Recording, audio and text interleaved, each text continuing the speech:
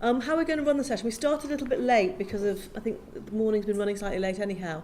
So I've had a little chat with this morning's speakers, and we've agreed that what we're going to do is each speaker will speak for 20 minutes, and then after that we'll have collective questions, because we think there are some cross-cutting themes between the papers. So we'll do that rather than have questions after individual papers.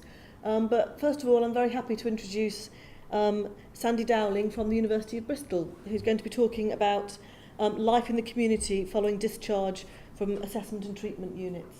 So over to Sandy. Thank you, Rachel. Yes, hello, I'm Sandra Dowling from the Nora Fry Centre for Disability Studies at the University of Bristol, and I'm really glad to be here this morning to talk about a study which is recently completed, which is entitled Narratives of Home, and is about life in the community following discharge from an assessment and treatment unit.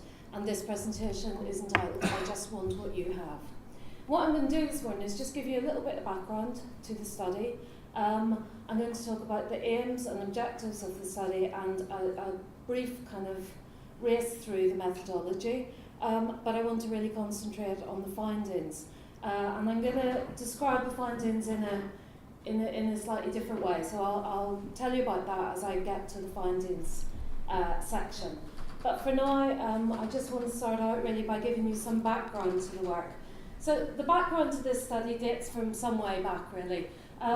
Ideas around institutionalisation and deinstitutionalisation, indeed, have been present in disability studies and in the minds of disability researchers for many, many years. Since the 1950s, when deinstitutionalisation first happened and the beginning of the closure of the big Victorian institutions, through to the 70s, many of you will remember the seminal work of Maureen Oswin, and after that Jane Hubert in the 80s and 90s, work on deinstitutionalisation, Kelly Johnson at the turn of the century, and so on.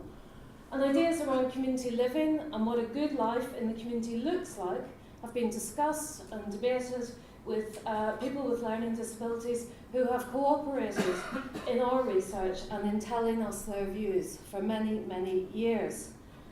And yet, in 2011, yet another national scandal prompted further attention on this matter.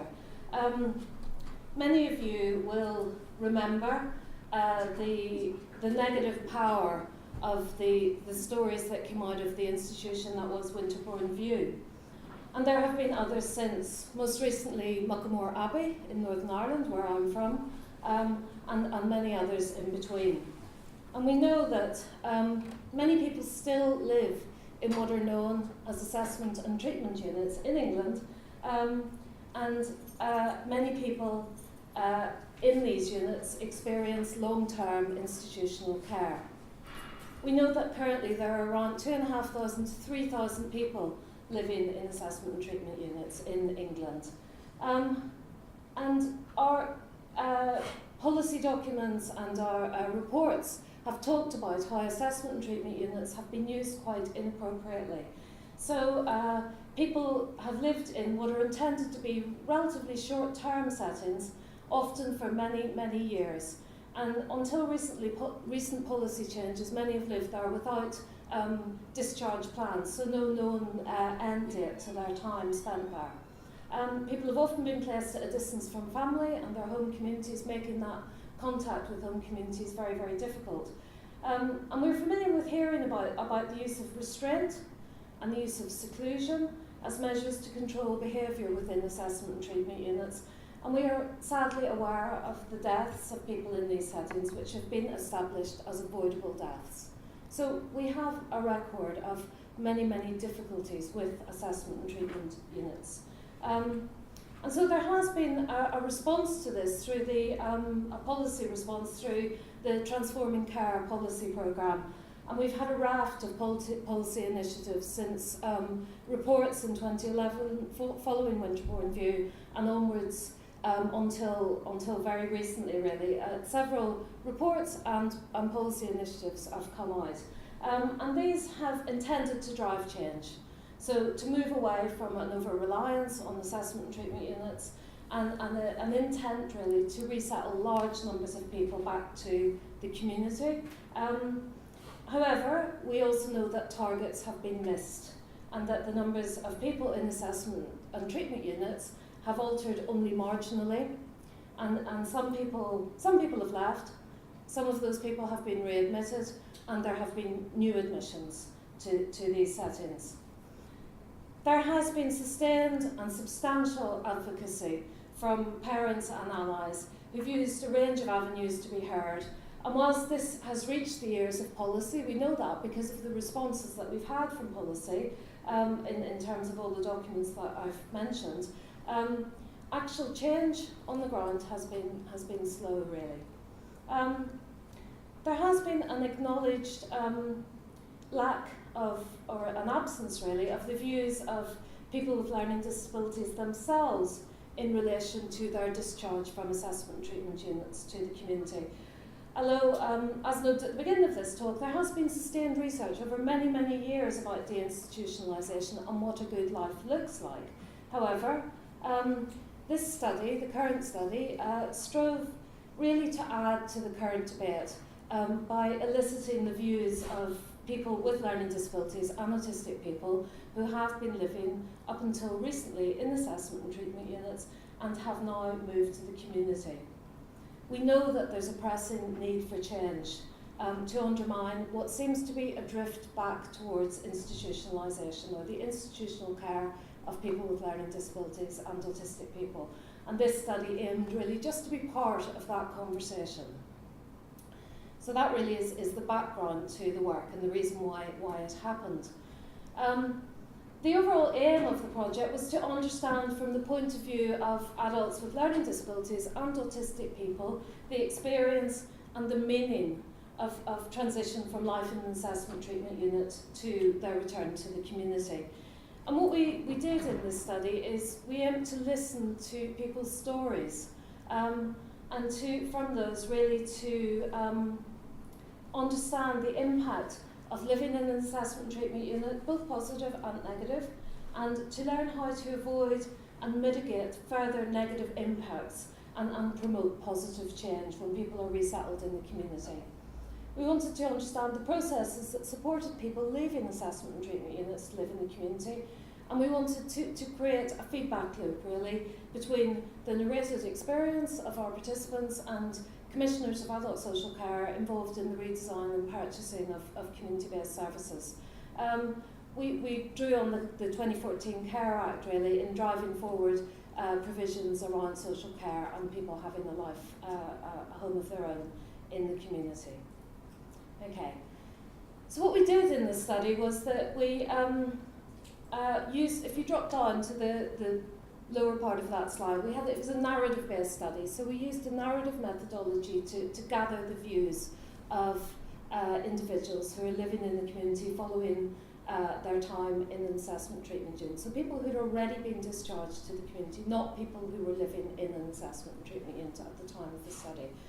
And we had repeat interviews with each of the people who participated. So we saw people 2, 3, 4 times. Really to enable them to tell their stories, to build up trust, to learn the best way of enabling people to tell their story and to working really slowly and carefully with people. We did a narrative and a thematic analysis of the data that we have.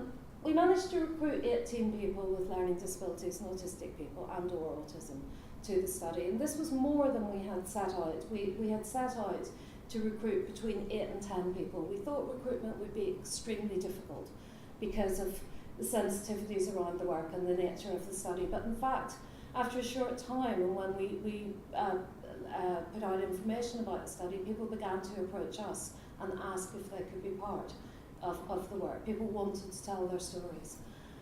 So we had, in the end, 6 women and 12 men who took part. There was a wide age range between 27 and 62 years of age.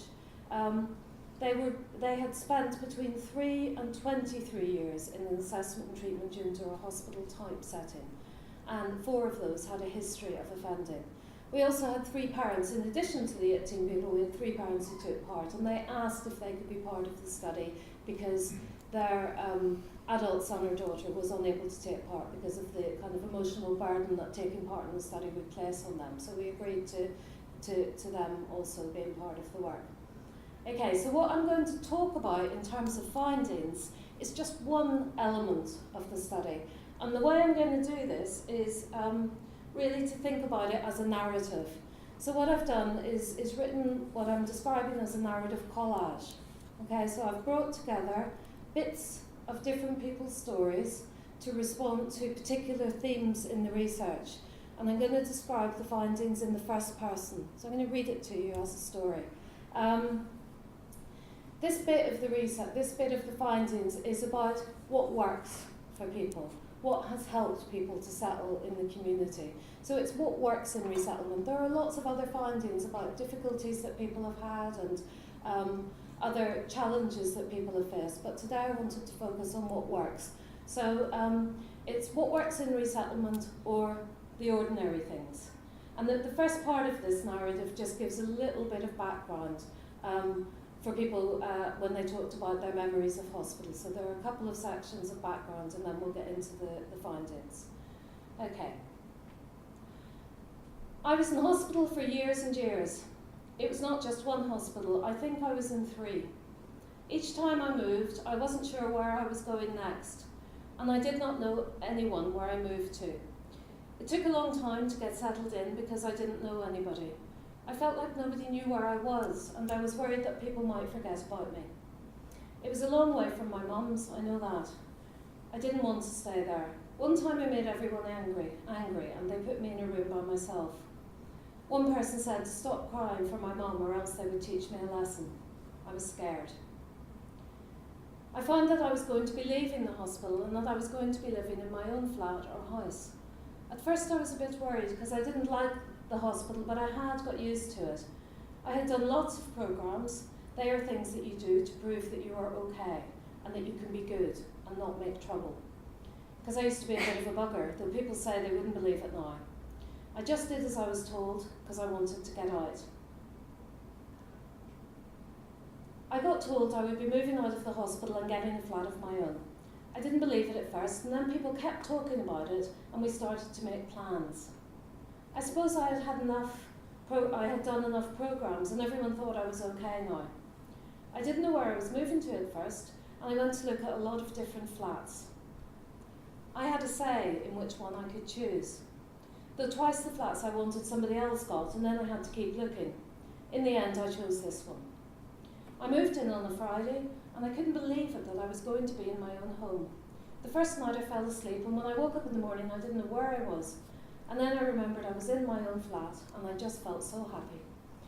I got up, I made a cup of coffee, and I chose my own favourite mug.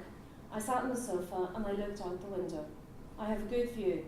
I just couldn't believe what was happening. In my flat, I have support workers all the time during the day. They come at 9 in the morning and they go about 7 in the evening. To begin with, they were here all night too, but now I'm here on my own at night, which is good because I like to have time to myself. I have 3 people in my team and they are all nice. What I like is that I had a chance to choose them. I was part of that decision. And I had a tryout day with them to see if we got on. That made a difference and it was good. I found it hard to choose at first because I was not used to that. So to begin with, I just said, yes, it'll be fine. And then I had to try to say how I felt. I did say no to one person because we just didn't get on. They came to work here a few times and I didn't feel happy, and they were here all night that time and it was a bit hard. So I had to try to say what I thought. I told my other support worker and then they said okay. I didn't have to have that person again. So I found that people really listened to me, and that was great. In this flat, I did all the decorating myself. Well, I didn't do it, but I did choose everything, all the colours and the furniture in the kitchen. I got my sofa last week. I saved up for ages, and it's really comfortable, so I'm pleased with that. I put up pictures of my sister and her kids. They are my niece and nephew. They're really good and fun, and I like the pictures of them. I can put them where I can see all the time. I have a lot of videos because I like watching films, so I put those all in the cupboard beside the TV and then I know they won't get lost. I wash my clothes on Mondays and I wash my bedding on Fridays to keep it all clean. I do the hoovering most days and I tidy up because I want to make my home nice. My support workers help me when I need their help, but I am in charge. I do get help with my shopping. I go in the morning when it's quieter and I can take my time. I make a menu plan and a shopping list, and then we go to the co-op because it's the nearest, and then we both carry the shopping home. I put it in the cupboard or the fridge when we get back. I choose what I want to have to eat, and I'm learning lots of new things to cook. Like last week I made lasagna. It was the hardest thing, thank you, I have ever cooked. And it took all afternoon. It was nice, but I probably won't make it again because it took too long. I invited 2 of my friends here to have dinner with me. That time I made spaghetti bolognese. They said it was nice. I like having visitors. And my mum comes to see me too, and I go to her house. I cut her grass, which is good. It's a good way of helping her as she's getting older now and the lawnmower is very heavy. She makes me a cup of tea and we have that when the grass cutting is finished, and I bring a bun or a cake, and then we have a little treat too. I've been getting to know a lot of people. I know a lady in the cafe on Bridge Street, and she knows what I like if I go there, and she makes me a frothy coffee the minute she sees me. Then she sits down at my table and we have a laugh together. She calls me her mate. Her name is Elsie, and she gave me a birthday card on my last birthday, which is a big cup of coffee on the front, and it said, "From me to you, happy birthday." And she put her name and 3 X's to say she really likes me. I'm also getting to know some of my neighbours, and I have a neighbour who lives upstairs. They had a baby. It's a boy. They even let me hold him. I went to a barbecue at my neighbour's house and met all the people who live in the flats. I was lucky because I brought sausages to put in the barbecue and they didn't have enough, so they were really pleased. It was a good day out. I feel different now to how I felt before. To start with, I feel safe in my flat. I don't let people in that I don't know. I have my own key, so if I want to go out and come back, then I can when I want. But I never stay out late because it gets dark. I feel like I can do things. And I don't have to wait for people to bring me a cup of tea, I can just make one. It took a long time to feel better. I mean, I felt better quite soon after leaving hospital because I had my own home and I like it here. But it was a long time for me to feel that I really knew people and was a person with friends. And I didn't know that people liked me before that. I wasn't used to that. Now I know that people do like me because they ask me to do things with them, like I was telling you about the barbecue. And I'm proud to have been able to move into my own flat and to settle down. I'm feeling part of this town because people see me all the time when I'm out and they say hello. I have a job as a volunteer in an Oxfam shop and I go on Wednesdays. I help with tidying up and selling things. I think that things are better than they were before and are going to keep getting better. I have good support to get me to where I am today, and that is what's made a difference. It's been better because I've been part of it since we started to make plans for me moving. And that's what's made it work.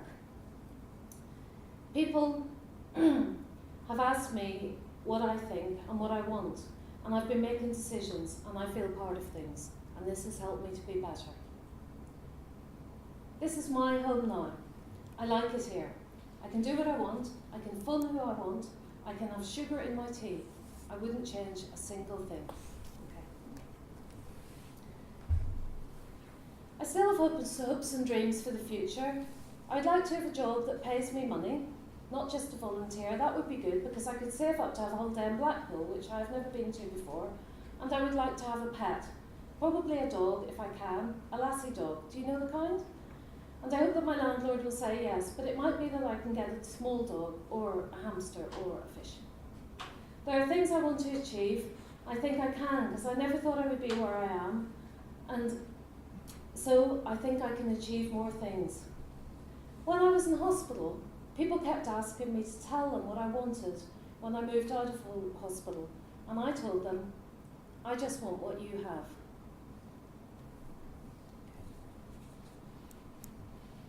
So you can see that this really describes the ordinary things in life, the things that we would all take for granted. Having autonomy, having a say, having choices, having friends, being part of the community, having a purpose, feeling included and belonging. It's not complicated. It just seems to have become very, very complicated for people with learning disabilities on autistic people who have been telling us for many, many years that they just want to have what we have. Thank you.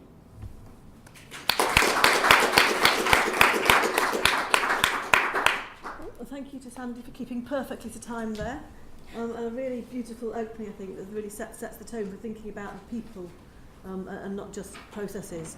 And now Michelle is going to follow on. I'll just bring your slides up, Michelle.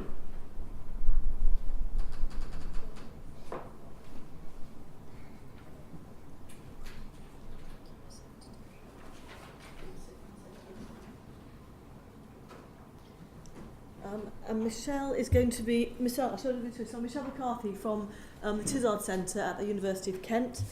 And Michelle is going to be talking about exploring support for adults with learning disabilities to find loving relationships, which I think links rather nicely to Sandy's presentation, because it's a very ordinary thing for most of us. It does indeed, and I really liked the title of Sandra's presentation. In fact, I was going to choose that title myself, because it's exactly what our participants were saying as well. But there you go. Okay, so yes, we call this the Love Project for short, but it's about exploring support for people with learning disabilities to find loving relationships.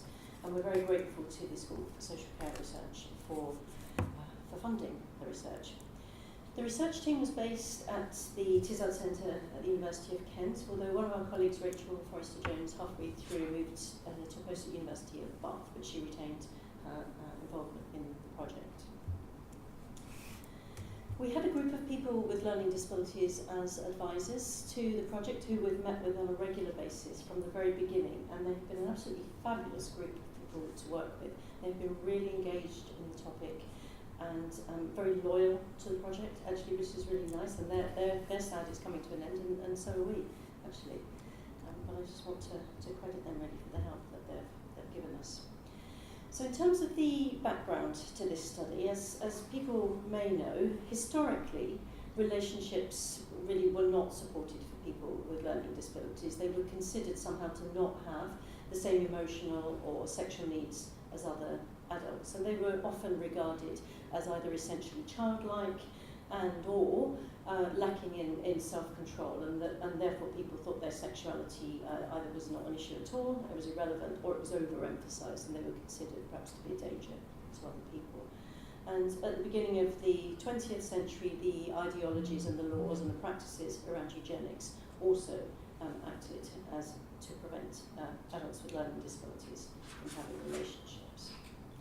And you may be aware that the Mental Deficiency Act of 1913, that officially classified people with learning disabilities in terms that we obviously now find deeply offensive, but idiots, imbeciles, and feeble-minded. But it also created a new category of person, that of the moral defective, sometimes referred to as moral imbeciles. And those were people who were considered to be sexually vulnerable, considered to be sexually promiscuous, perhaps behaved in an inappropriate way sexually, and in fact a large number of them were poor women who had illegitimate children and who were thrown out by their families and had nowhere else to go. So it was a kind of catch-all term that encompassed a lot of people. And the treatment, if you like, in inverted commas, for these people were to be institutionalised with strict segregation of the sexes and also compulsory sterilisation. So again, you can see that a full adult life was not considered to be necessary for adults with learning disabilities. So that was then, and this is now, and clearly things have improved hugely in recent decades. There have been lots of changes in service philosophy and in ideology, and yet when it comes to personal and sexual relationships, the evidence does seem to suggest that, as Healy and colleagues said, the ideological shift in emphasis has outpaced changes in practice. So in other words, although we know in theory that we should be supporting the adult relationships of people with learning disabilities, in practice we don't seem to do it often enough, and we don't do it routinely. And there are still a number of barriers put in place for people. So the rationale then for this research was to look at what Gomez has described as a state of being sexually disenfranchised for people with learning disabilities, and that's really what we wanted to explore. So the main aims were to look at the experiences of adults with learning disabilities in relation to finding partners and forming and maintaining long-term relationships. Also to investigate the model of the specialist dating agencies for people with learning disabilities that over the past few years have been kind of springing up. And to look at, both with social care practitioners and family carers, the ways in which they can and do support people to have relationships. So we had an ethical approval from SCRAC, and we collected data. It was essentially a qualitative project, but quite a big one. We did semi-structured, in-depth interviews with 40 adults with learning disabilities. We did focus groups with about 40 family carers and support staff, and then collected data from 10 specialist dating agencies for people with learning disabilities. In terms of data analysis, as I say, it's essentially a kind of qualitative analysis, and I'm not going to have time today to present all of the findings, so I'm focusing on those from people with learning disabilities. And we were interested in their everyday lived experience when it came to finding and keeping relationships. So of the participants, we had roughly half men and half women. One person described themselves as other. About a quarter of our sample were from black minority ethnic backgrounds. Just over half were actually in a relationship, and just under half were not. 38, so almost everybody was in an opposite sex relationship or attracted to the opposite sex. So in terms of, we tried very hard to get a diverse sample, but I was disappointed with that. We couldn't find more people who were in same-sex relationships. But we had a good age range from 22 to 71. So these are some of the findings I wanted to pick out to talk a bit about today. So the adults with learning disabilities reported to us that love abstractly and actually, concretely having a loving relationship was very important to them, but that they still faced lots of barriers there. And some staff and families were very supportive, but others were definitely not and could be difficult about relationships. So you might look at that and think, well, that doesn't sound like there's anything terribly new there. But actually, for me, that is part of the importance of these findings, that here we are, well into the 21st century, with all that we know about the negative history and all the attempts that were made to try and improve things, and yet still people with learning disabilities are facing lots of barriers to relationships. And before I go on to say a little bit more about what they reported in terms of love and having a loving relationship, why that was so important and what their lives were like without it, I just ask you all here to reflect for a moment on what your lives would be like if you were denied the opportunities to have relationships. So never to feel special to anybody, never to be chosen by anybody, never to feel attractive, never to have the kind of increased social opportunities that come perhaps with being in a partnership, to live a life without any kind of intimacy, loving touch, without sex, without children, without grandchildren as you get older. Obviously not everybody wants those things, but if you do want them and you're denied them, then life can be very difficult, and so it is also for people with learning disabilities. And we have to remember that we're talking about a group of people who often are at the kind of the margins of society anyway, and who face a whole range of inequalities when it comes to education, employment, health, housing, income, practically any measure you care to mention. People with learning disabilities are often find themselves in disadvantage when it comes to that. So not only do we push people to the margins in all those areas, we say to them when they get to the margins, effectively, and by the way, relationships are not open to you effectively for some people. So people with learning disabilities, we did very long interviews with people, and we got very rich data from people. So people were able to tell us why it was so important to them to have loving relationships. So I've tried to break this down. I'm not going to read all of these quotes, but they're on the slides, and those are in the books in your pack.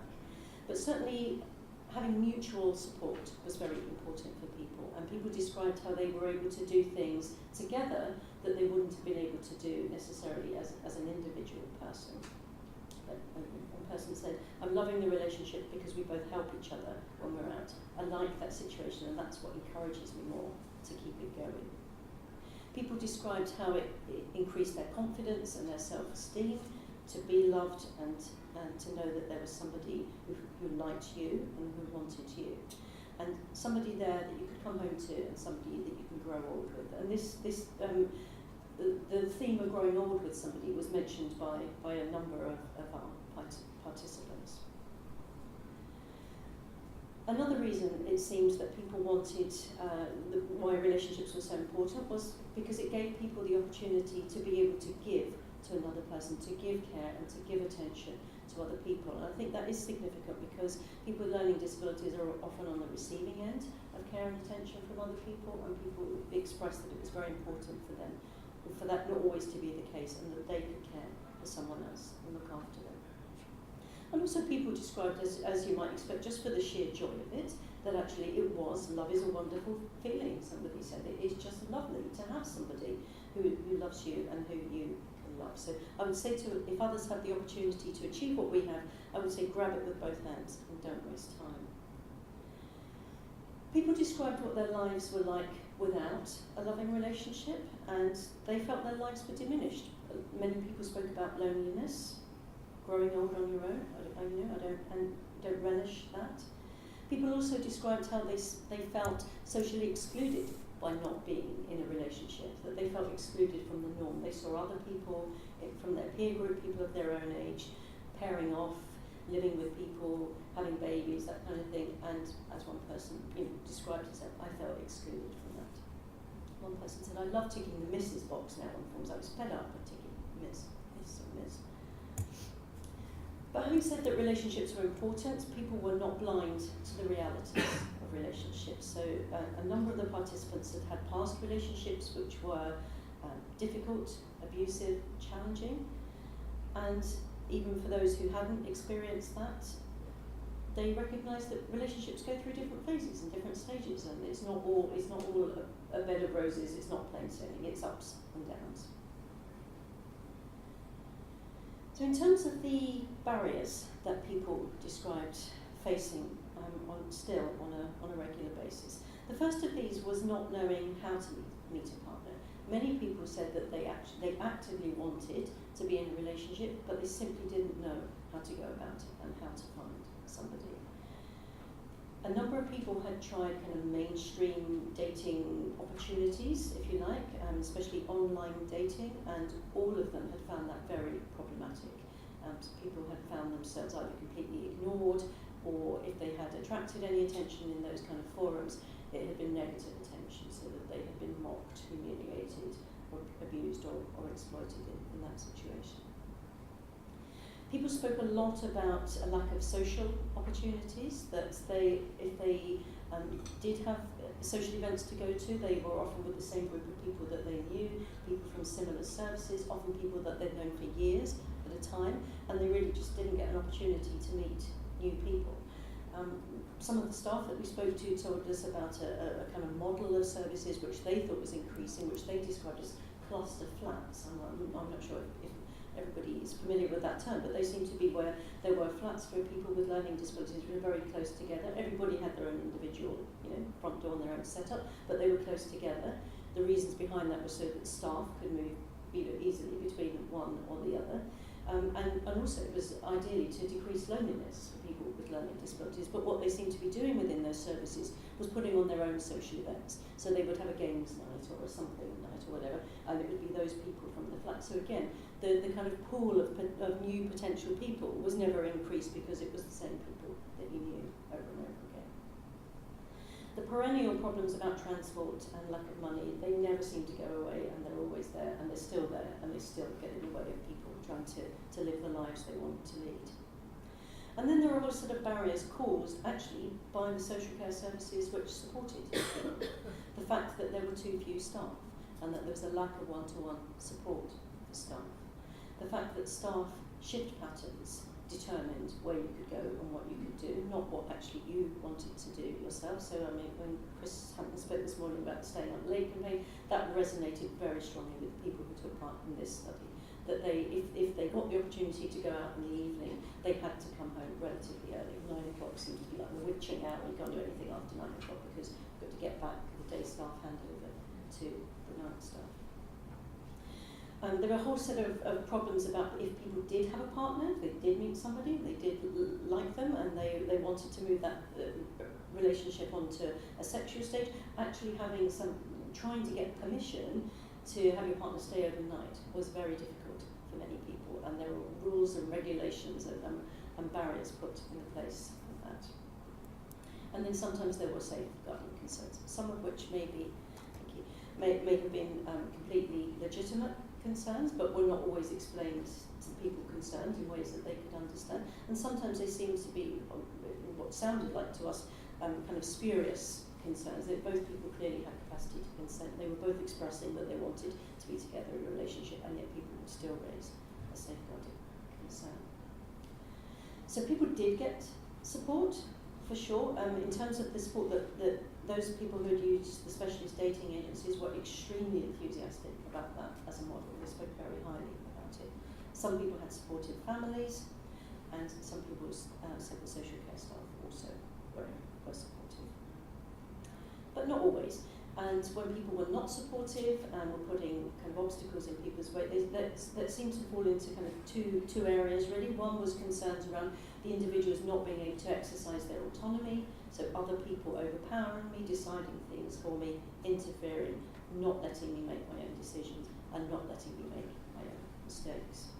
And then there was a second set of concerns, which really seemed to be a bit about the kind of passivity, if you like, of social care staff. So people just didn't know whether it was reasonable to expect staff to help in this area or not. Staff didn't actively talk about it, and so people were not sure. Just not got time to tell you about the parents and carers. I will just say a few words about the dating agencies, that what we found out from those, because it was very interesting actually, and hasn't necessarily been done in this level of detail before. The biggest problem that the specialist dating agencies found was that they all had far more men with learning disabilities joining them than women. Their membership was very imbalanced, and as most people were seeking heterosexual relationships, that posed a problem. They tried to manage that in various ways, which was some of them would hold men on a waiting list until they had more women joining. Others would offer discounts to women or free membership to women with learning disabilities to try and even out the numbers. But they all faced that as a problem. And in fact, all the different kind of methods that they tried didn't seem to shift that very much. The second key thing was that they all gave far more support to people than any mainstream dating agency would. It was not just about bringing people together for an initial match. It was about supporting not only those dates, and sometimes literally supporting with chaperones. It was giving ongoing support throughout relationships, and sometimes for years. People would come back if they had a problem in their relationship, they'd go back to the agency and just say, look, this is what's going on, and they would be supported.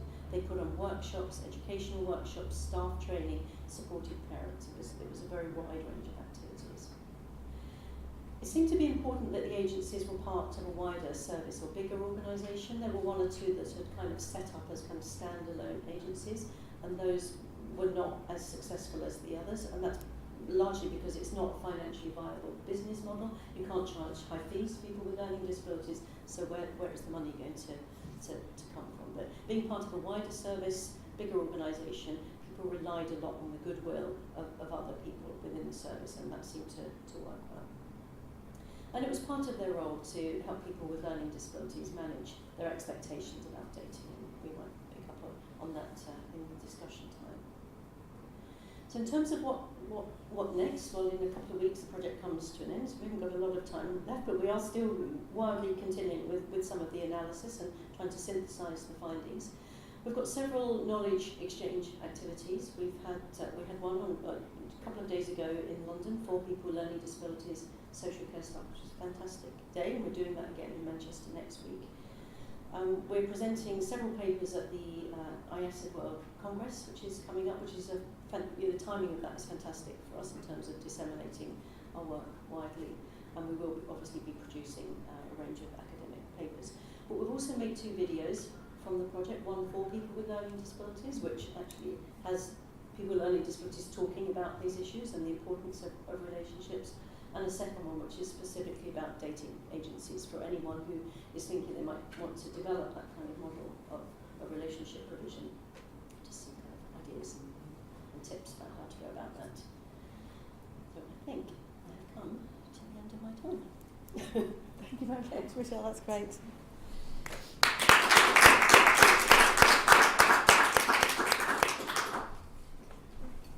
It's very nice to have these cards, but they're a slightly strange colour order. You'd have thought the green would have been 5 minutes. And never mind. So it is.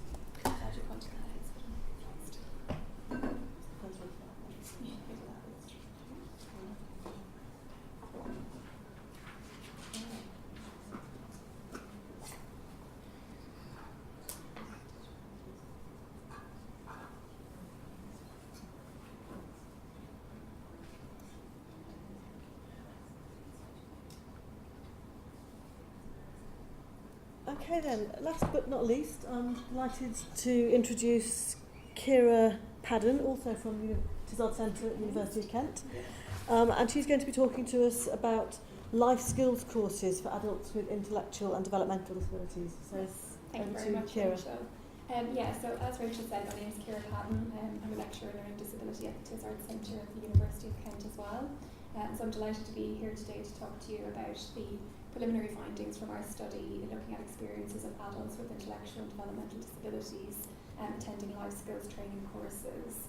And of course we're very grateful to the School for Social Care Research for funding this study. I'm just going to give a very brief kind of background and overview of our methods so that I can kind of get onto the the results and the implications of those in relation to the study. But just to give some background, when I'm talking about life skills, what we're essentially talking about is a very broad range of skills that help people to deal with everyday challenges in life. So essentially skills that help people to improve and increase their independence. So that could be anything from improving personal care to communication and social skills to potentially a whole range of vocational or educational or leisure type of activities. And not necessarily always called life skills either. There's lots of different terminology that's used around those. And so we know that adults with IDD often have difficulties in certain areas of life skills, and when they have greater difficulties in those areas, that those are likely to be associated with certain outcomes. So for instance, greater difficulties in these areas would be often associated with greater reliance and dependence on other people, perhaps more supported type of living situations. And also the research shows us that it tends to be associated with less opportunities for employment for those adults, which is obviously something that becomes quite important in adulthood. And we also know from research that these skills tend not to improve for adults unless they have good quality support to help them to develop and build up skills in these areas. With respect to the employment side of things, we know in general that employment rates for adults with IDD in the UK and globally are kind of lower than would be ideal and lower than the numbers who want to be in employment. And a scoping review conducted by the NDTI team back in 2012 identified a whole range of models of employment support that are used within the UK. So as well as kind of the more typical approaches such as supported employment, they also identified one approach that's more about kind of providing training or job preparation in sheltered or unpaid type of environments. And this is kind of a common approach that's used within a lot of the life skills training programs within the UK. So in terms of the life skills training courses, they typically involve teaching adult skills relating to a specific area of life skills. So sometimes these are vocational in nature, but not necessarily always the case. And everybody kind of on that course would be typically developing skills relating to that area. So for instance, if it was a catering course, everybody would be in some way developing skills that are in the area of catering. And so clearly these courses have potential to lead to employment for those adults, particularly where they're more vocational in nature. But it's also possible that they might have broader impacts on quality of life for the adults who attend them. So for instance, improving independence, perhaps then having implications in terms of needing less support, and so on and so forth. But it has been found that there's a lack of clarity in relation to outcomes of these types of courses. So for instance, commissioners having kind of limited data available on outcomes, and where those data were available, they tended to be more on kind of basic outcomes like the number of people in employment or the number of people who retained employment, those type of more basic outcomes. So this suggests a gap that exists in terms of understanding the broader potential impacts of these life skills training courses. And that's obviously quite important, because if you're making decisions about kind of offering or continuing or funding these types of placements, and that's based only on limited data about outcomes, then that might be only taking into account a very small picture or part of the picture for the adults in terms of potential quality of life impacts. So in this study, it was a small study that we were interested in looking at understanding this a little bit more in terms of the experiences of adults attending these courses, in terms of understanding their outcomes in relation to those courses. Today I am going to be talking to you about preliminary findings from the first paper, which is going to be focusing on these three areas, so experiences and outcomes, and perhaps specific challenges as well to the delivery or receipt of these life skills training programs. In terms of our methodology, we were using a qualitative approach, working with adults themselves and also with family members and service providers. Just to give a brief snapshot of kind of the key aspects of our inclusion criteria, for life skills training courses we took quite a broad approach to that, where it could be any type of life skill that was being focused on, as long as it was a structured kind of formal course in relation to that. So for instance, more individualised training that might happen, for instance, as part of somebody's positive behaviour support plan, that didn't fall within this remit, because we were expecting that that would be delivered and experienced in quite a different way to a more structured course. In terms of adults, they all had capacity to consent and were either currently attending a course or they'd done so in the past 6 months. And family members were of adults who were either currently attending or had done so in the past 5 years. So we were expecting that family members would probably have kind of slightly better recall skills in terms of the experiences of the training. They could have been any family members, but actually we only managed to recruit parents to the study. Service providers also had to be currently offering the training courses, so if they discontinued the provision for any reason, they wouldn't have been eligible to take part. So this led to the identification of 9 adults with IDD who participated. We also had 11 parents and 10 service providers who took part in the study. In terms of our procedure, we carried out one small focus group initially to pilot our questions and make sure we were focusing in the right areas, and then the rest was carried out by one-to-one semi-structured interviews, either in person or via telephone, particularly for the service providers, so that we had a broader reach with that. In terms of our analysis, we used thematic analysis following guidelines by Brown and Clark, initially analysing the different participant groups separately and then kind of bringing the data together to identify kind of overarching themes within the data.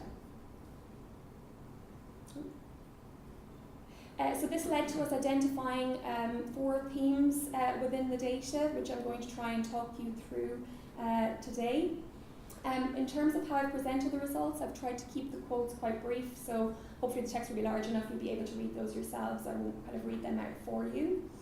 The first theme, we had 4 sub-themes within that, which all kind of told a story of generally overall very positive experiences that adults were having on these training courses.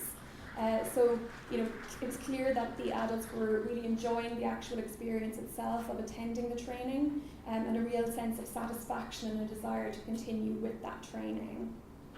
For many adults, it gave them a real sense of belonging and pride and purpose. So kind of like you mentioned earlier, Sandy, about being able to kind of show that there's things that they can do and that they can develop as a person, that real sense of pride coming through in terms of the data, as we can see from the quotes.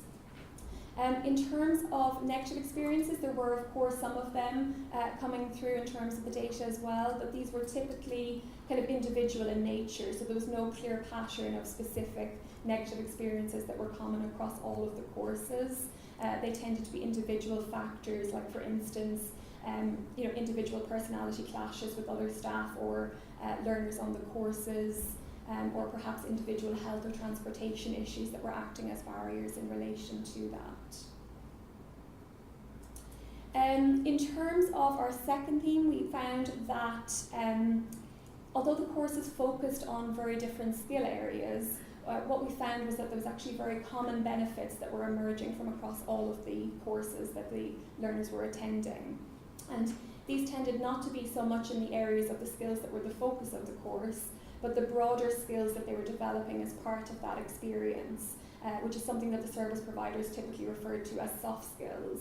And what they were referring to when they talked about these soft skills were kind of skills that just were associated with the person really developing. So for instance, increased confidence, increased self-esteem, things like problem-solving skills, these kind of broader life skills, but that perhaps weren't the specific label or the specific focus of that course.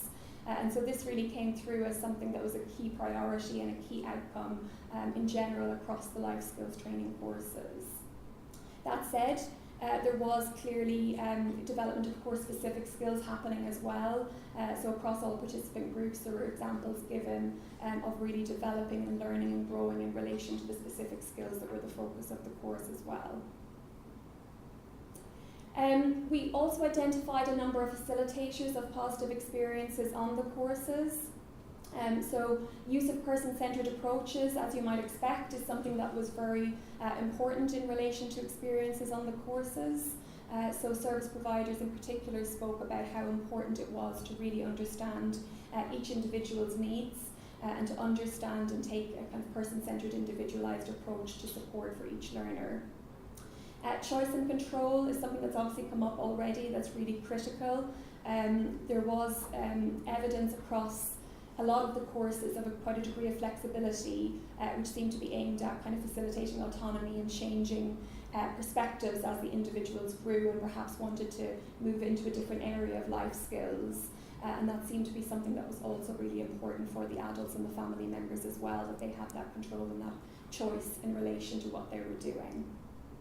Appropriate support and relationships were also seen as being key. So service providers spoke about the fact that that relationship was much more important. The relationship between staff and the learners was much more important than any qualifications or training that the staff could bring in terms of kind of that development on the course.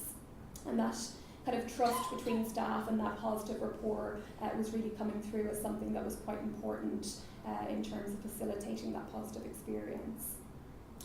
Repetition was also something that came through quite clearly from the data. So the adults themselves spoke quite often about repeating courses, and that sense of consistency and familiarity seemed to be important to them.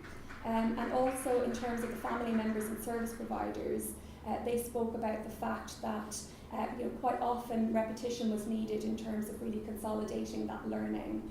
And associated with that, there seemed to be a sense that learning can obviously be a slow and cumulative process, and that repetition of the skills really helped to facilitate that learning and that maintenance of the skills. In terms of functional content, there was also evidence that quite often there was a focus on gaining real hands-on experience with the purpose of ensuring that it was functional, but also that it could generalise across different contexts for the learners. A number of barriers also emerged in relation to the receipt or delivery of the life skills training courses. There were clear tensions between kind of learner needs and funding constraints and priorities. So a lot of the service providers really experiencing difficulties in terms of funding cuts or perhaps changes to funding requirements, which were often requiring them to be quite creative in order to meet the learner needs. And that did seem to lead to changes being made on the basis of these funding requirements rather than necessarily based on what they felt was most important for the learners or was most effective for the learners. The priorities also seem to be a source of conflict here. So as I mentioned, repetition and maintenance of skills was something that was seen as being very important for particularly the family members and the service providers. But they had a sense that there were very different perspectives and priorities of the funders of these courses, and that was creating difficulties in terms of access to these courses.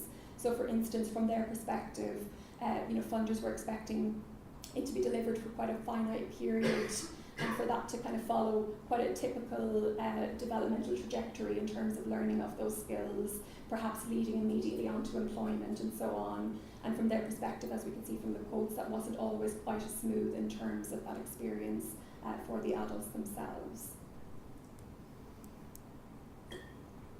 There were, oh, that's made things worse. There were also some tensions between family and adult perspectives, and this was a particular challenge for the service providers where, for instance, the adults might want one thing, but the family members want something else. And the service provider spoke of, although they knew that the adult's perspective should be the one that was what they were kind of most taking into account, quite often the family members' perspectives were actually overriding those of the adults themselves. Challenging behaviour, as is sadly often the case, was preventing or terminating placements, where most of the service providers weren't equipped to support adults who had more kind of frequent or more severe challenging behaviours. In terms of employment opportunities, it did seem to be a focus and seemed to be an outcome in some but not all cases. But even where it was a focus and a priority, a particular challenge seemed to be around actually having enough employers who are able to support or willing to support employment for adults with IDD, which is obviously something that's often a challenge in relation to employment support for adults with IDD. So just to kind of summarise the key implications, it does seem from our data that the life skills training courses are typically experienced positively. So they seem to be kind of a fulfilling and enriching experience in general, with potential improvements in terms of quality of life. It would seem that the benefits are kind of further reaching than just the development of course-specific skills. And obviously it's important to recognise those potentially far-reaching benefits of these courses.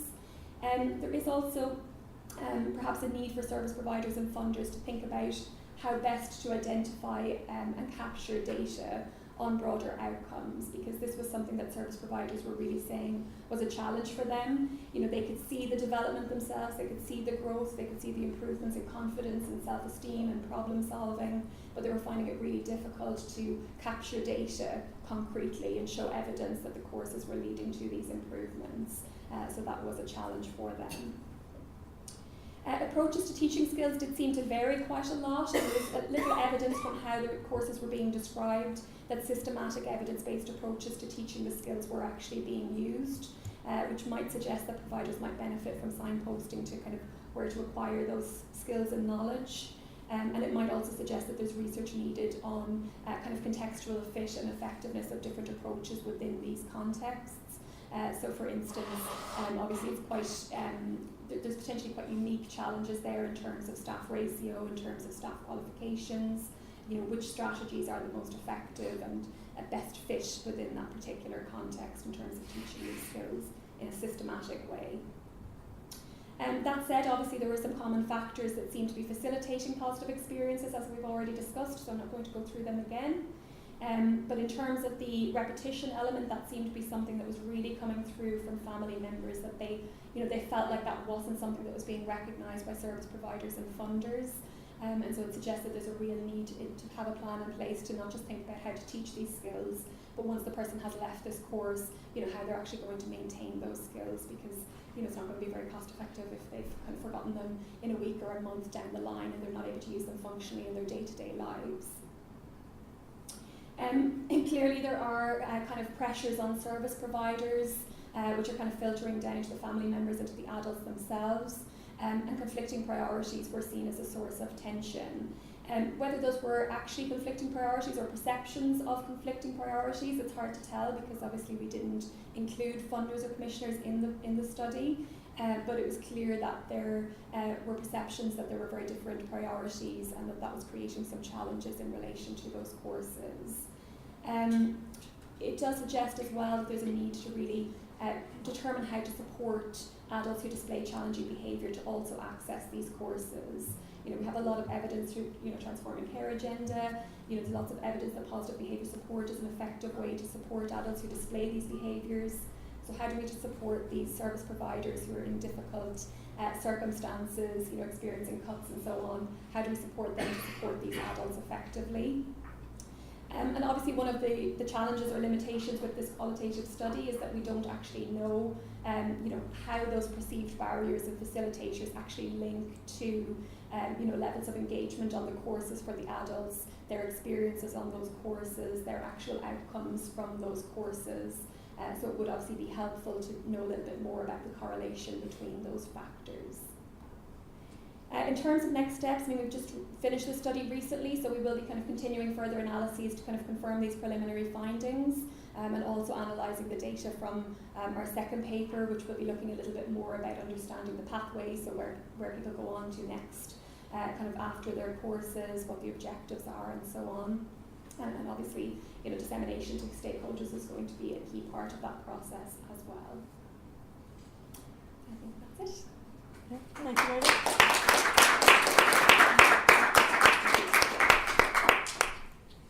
Well, thank you all for some fascinating research findings there. Can I ask you all to join me at the front so we can have some questions? And also thank you for keeping to time so effectively, all of you. Very important prior to lunch. So, who would like to go first? Who's got a question for either the whole panel or an individual member of the panel? That's right there. I've got a question probably for two really. Becky as well. I've got your name. It's Michelle, Kira, Sandy. Hello, you hear me now? Yes, that's I better. was just thinking, listening to those presentations, that we're sort of at a risk of creating more of a problem than solving it. Because I sort of feel like finding that learning disabled people find love in relationships important is sort of a given in my book. And I just wondered if there was a bit of reframing that you could do. And again, with the life skills learning, certainly as a parent, I could imagine if I had a 25-year-old learning disabled son at home, him going off to life skill classes or anything structured where he hung out with people, got out of the house, mixed with people, did stuff, would probably be quite a good thing if he enjoyed it.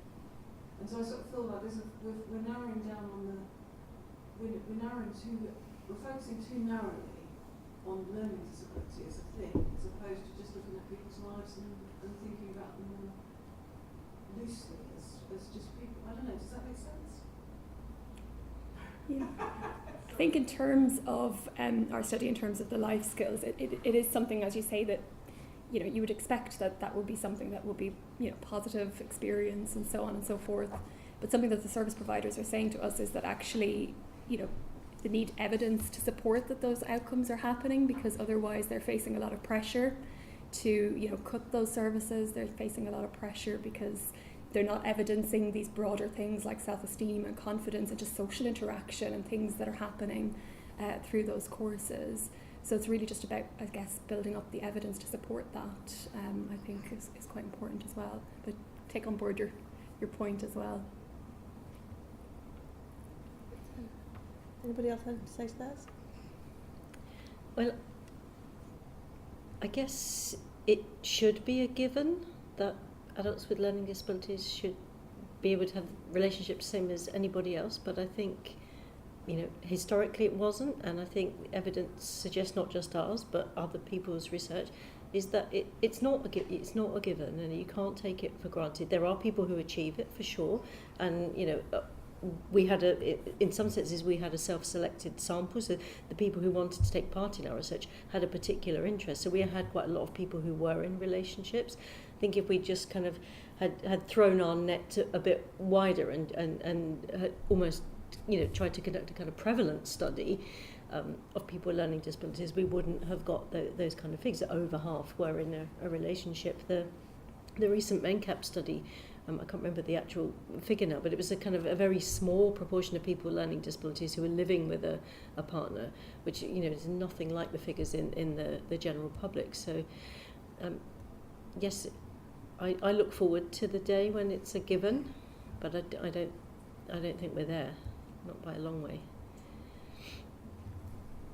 Okay, I think the gentleman here and then the woman on the... Hi, I'm Ian Kessler from King's College. I suppose my question is to all three of you, although particularly to Sandy. But in terms of all three of you, your approach was mainly qualitative, and you all presented a kind of demographic profile of your interviewees or focus group participants.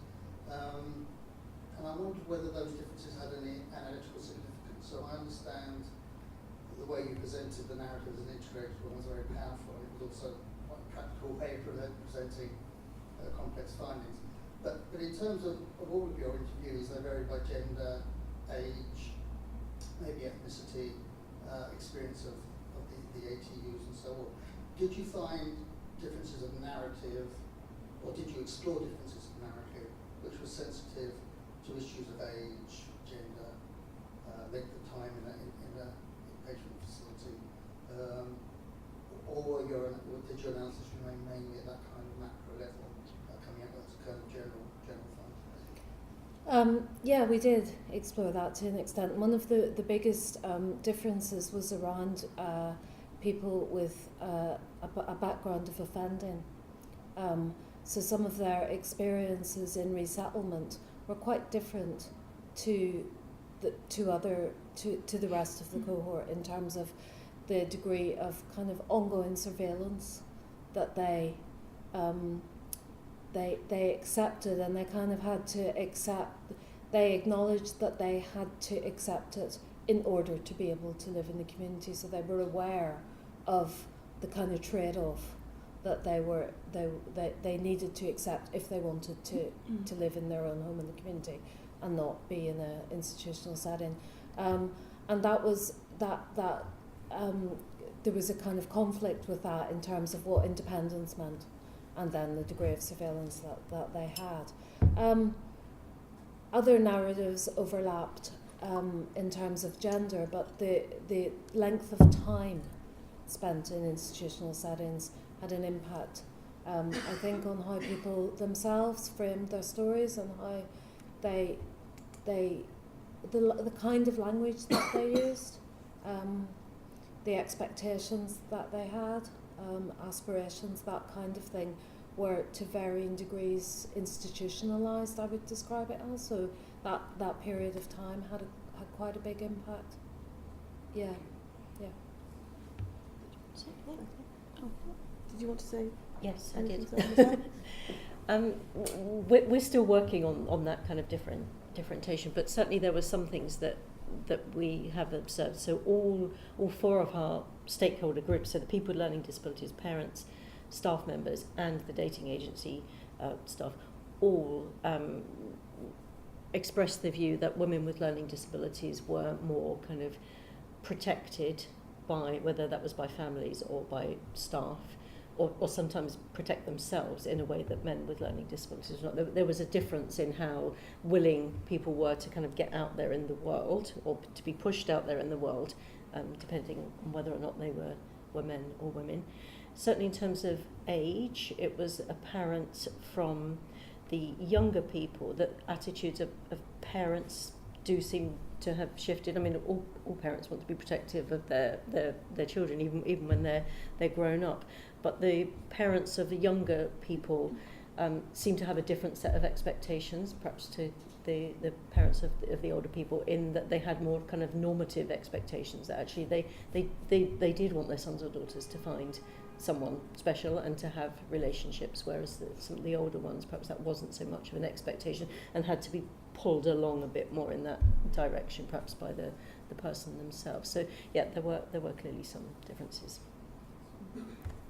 Did you have anything there? I didn't really have anything to add as such. I mean, as I said, it's preliminary data at the moment because we've just finished the study, so we haven't really been able to look into that too much at this point.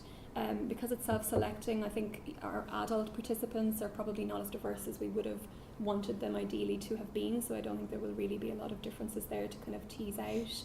I think the main differences will probably be in terms of the service providers. So for instance, charities versus social enterprises versus kind of colleges, they have very different kind of pressures on them and quite different experiences that they were having. So I think that will be the main kind of difference that will be coming out from that. Thank you. Hi, my name's Jodie. I'm a PhD student based at Cambridge. Thanks for 3 really great presentations. My question's particularly directed for Michelle. So in your presentation you talked about one of the barriers to supporting these relationships being the rules and regulations around kind of having guests stay overnight. I assume what you meant. I wondered kind of what typically those would look like in your experience from asking people. And then secondly, maybe kind of related question that you touched on, I think, in terms of your sample, and a lot of the people you spoke to were already in relationships, and I maybe assumed that a lot of them it kind of felt that they had capacity because of consent to sex. Yep. And so I was wondering, maybe from that study or from the other research that you've done, what the picture looks like in terms of supporting people where it's not as clear if they have capacity to consent, and how you support close relationships for those kind of people. Okay, so taking the first one first, in terms of having people to stay overnight, the kind of things that people were coming up against were staff. So this is if people are in some kind of supported housing situation and where they were living with other people. It seemed to be that staff would say, we don't have a policy for that, and if there isn't a policy, we can't permit it, because we can't be seen to be permitting something that actually there might be a policy that, you know, some several stages back there could be a policy where this isn't allowed, and because we don't know of it, we're going to have to say no to that. The kind of objections that would be raised were, well, you have to think of the other residents here. You know, you can't just bring somebody back here because the other people don't know that person. It's their home as well, and it's maybe not fair on them. They might not like it. So that kind of weighing up the conflicting rights, if you like, of the different people that might live in any home. Sometimes staff seem to imply that it was simply just too much of a risk, because they didn't know, you know, they might not know the other person or know very much about them, and it was just inherently too much of a risk.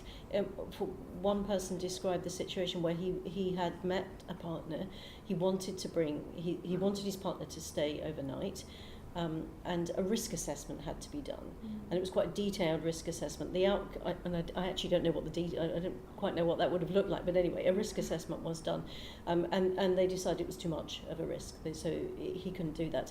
But what they suggested instead was that he go and spend the night with his partner in a hotel. And I was kind of thinking, well, that sounds a bit odd, because if anything, you might think that might be, where's the risk assessment for that? Because that actually might be more risky. You're going to a place where you don't know, you know, if anything untoward were to happen, there's no one around to support you. That's the kind of situation, the scenarios that were happening. And I think what's behind that is, you know, I didn't talk about what the staff members had said, but what is behind that is a fear from staff that they simply don't know if that would be okay or not, and they don't know that they're not confident they would have the support of managers if they were to make that kind of decision. So they want to kind of push it away. If it's away from here, go to a hotel. It's not under our roof. We can't be held responsible for it. It was that kind of attitude. And the other part of your question was about capacity.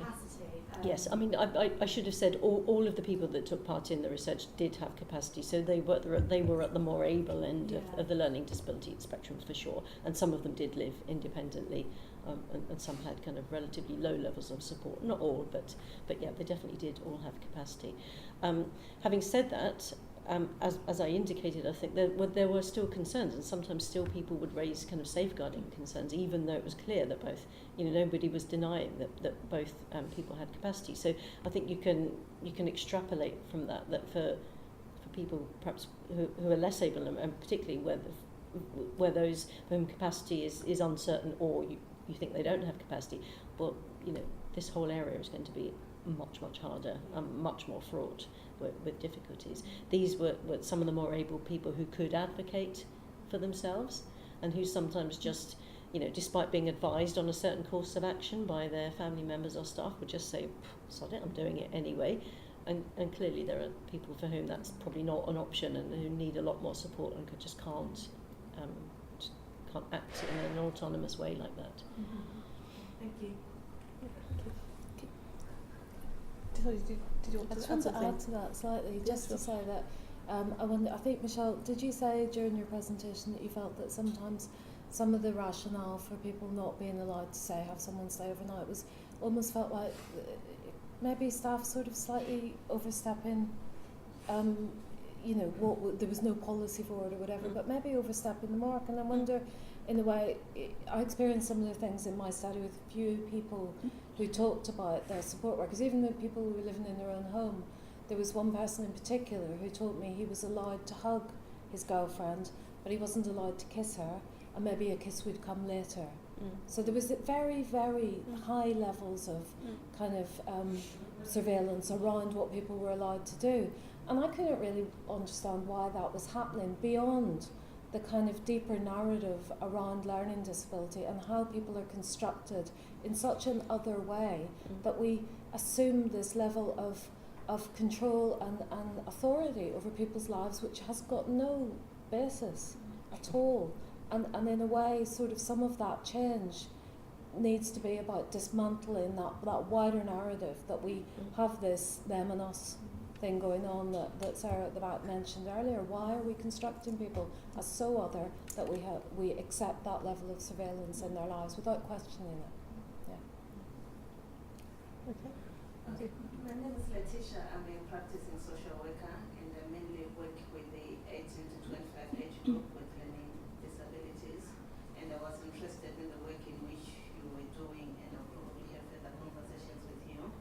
And then regarding institutionalization of people from ATU unit, it's still happening, even though they're in the community. Because even if we want to sort of enable them in the community, providers are refusing to take them, saying they're high risk, and sometimes we are forced to put in more support so that they have somewhere to stay. So that's some of the difficulties which we're experiencing in practice. And then in terms, again, like a relationship, supporting them to have a relationship, I think the support is there, but it's fragmented because most like a learning disabilities team within local authorities, they are integrated, so we've got nursing, psychology, and then they're provided support in terms of relationship and sex education. But again, it's fragmented. If those could become joined together, probably work together with the dating agencies, it will be helpful. But yes, we do come across providers refusing even to have clients or visitors to visit them, even in situations in supported living in which a client is living in their own flat, in which they will not be disturbing anyone. They still are not allowed to have visitors, and sometimes it's sent back to the local authority to say, oh, the support plan does not state they can have a relationship. So there's a lot of risk-averse practice. So if again, it needs to start from the social workers who are writing up the assessment and clearly stating the desired outcomes, because we do have some clients who are clearly saying to us that I've got rights, you are preventing me having my right to privacy and all those sorts of things, actually challenging the local authority, saying I've got a right to have visitors, I've got a right to go where I want, I've got a right to association. But again, in some of those cases, like what she's been asking, what about some clients whom like their capacity is questionable? And then from a social work perspective, from a social work level, you go and do a capacity assessment. It's like you get all the right answers and then you are convinced that this person has got capacity. But when it comes to making the decision, because of some of their cognitive difficulties and the impulsivity, they automatically lose capacity. But at the time you do a capacity assessment, they've got capacity. But when it comes to making the decision, they lose their capacity. So those are some of the difficulties which we face in practice, and we don't know how we can overcome those difficulties.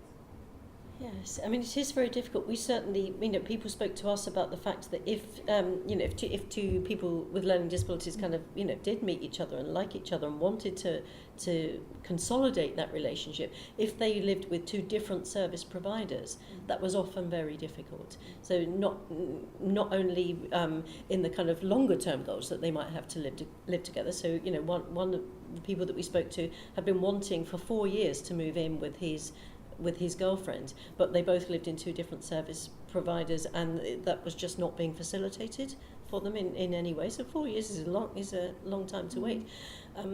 But also it could be on a more kind of day-to-day level, that if it was different service providers, they just have different kind of ways of doing things, and what's permitted in one permitted, listen to the language that we're using, but that is the reality. What's permitted by one service provider is not by the other one. So sometimes it meant that one partner always had to go to the other one, because the permissive service provider would facilitate their relationship a bit more. So it's one person always tracking, could be some distance to see their partner, and it never being reciprocated, because the service provider over here just wasn't going for it.